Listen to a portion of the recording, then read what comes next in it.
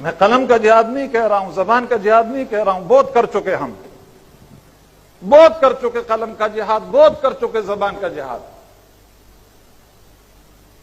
اب ان کا علاج سوائے اس کی کچھ نہیں. اگر مسلمان نوجوانوں میں قوت ہے تو اٹھ کر ان کا گلا دبا دے. یہ سروں کی فصل پک چکی ہے اور یہ گرنے کے لیے تیار ہے. اگر اس کی قوت ہے تو آپ اٹھ جائیے، آنے والا مستقبل آپ کا ہے، وہ آپ کا قدم چومنے کے لیے تیار ہے.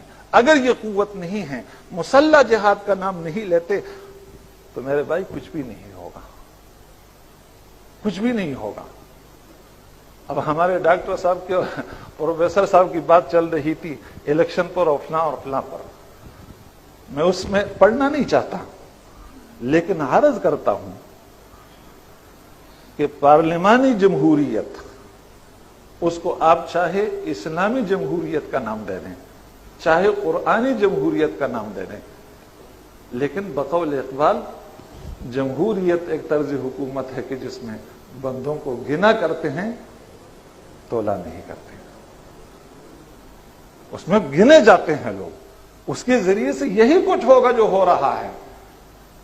اور پروفیسر صاحب سے بہت ادب کے ساتھ میں عرض کرتا ہوں، اگر ان وڈیروں کو، ان جاگیرداروں کو یہ محسوس ہو کہ جماعت اسلامی کے ذریعے سے ہم اقتدار کے دروازے تک پہنچ سکتے ہیں، خدا کی قسم یہ کل آپ کے دروازے پر کھڑے ہوں گے.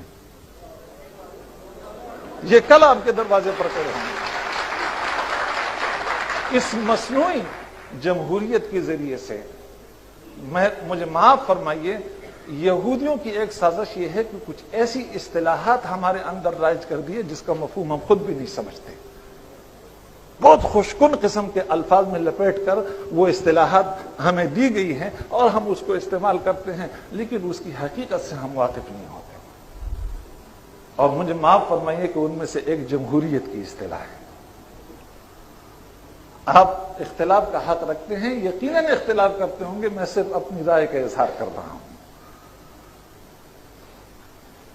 تو خلاصہ یہ کہ اس اتفاق اور اتحاد کے لیے، چاہے وہ جماعتوں کے درمیان ہو، چاہے وہ افراد کے درمیان ہو، امت کے اندر ایک تو جہاد کا جذبہ بیدار کرنا ہوگا.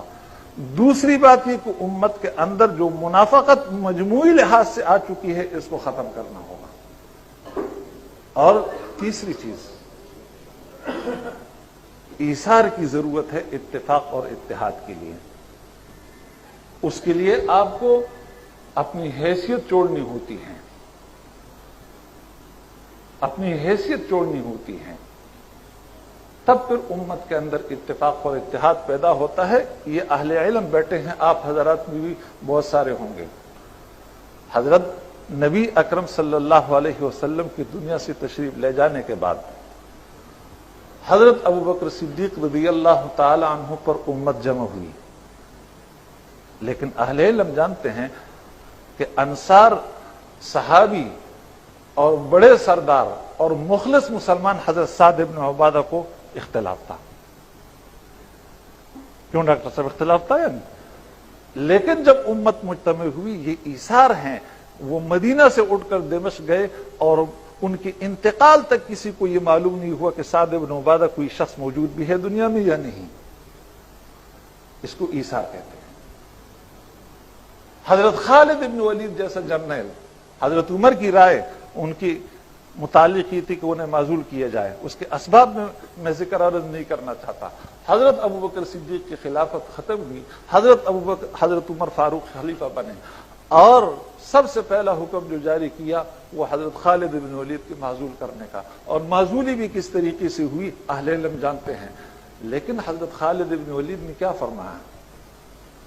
فرمایا کہ اگر میں عمر کے لیے لڑتا تب تو آج میں اپنا بوریا بستر اٹھا کر محاذ سے چلا جاتا، لیکن اگر میں اس ذات کے لیے لڑ رہا تھا تو میں پہلے بھی اس کے لیے لڑ رہا تھا، آج بھی اس کے لیے لڑوں گا، چاہے میں کمانڈر ہوں یا نہ ہوں. مجھے بتائیے کہ ہمارے یہ قائدین، معاف فرمائے مجھے، یہ دینی قائدین، یہ جذبہ کسی میں آپ پاتے ہیں؟ یہ جذبہ کسی میں آپ پاتے ہیں کہ وہ کہہ دے کہ میں اپنی قیادت چھوڑتا ہوں اور فلاں کا کارکن بنوں گا؟ یہ چیز اگر موجود نہیں تو تب پھر کچھ نہیں ہو سکتا ہے. پھر یہی کھلونے ہیں اور انہی کھلونوں پر وقت گزارنا ہوگا. اس لیے مجھے پرچی دی گئی کہ وقت مختصر ہے, میں اپنی بات ختم کرتا ہوں. لیکن ایک بات آخر میں عرض کرتا ہوں کہ یہ الیکشن کے ذریعے سے یا جمہوریت کے ذریعے سے پروفیسر صاحب فرما رہے تھے, میرے دل میں پروفیسر صاحب کا جتنا احترام ہے آپ اس کا اندازہ نہیں کر سکتے, اس شخص کی خدمات اور سب کچھ.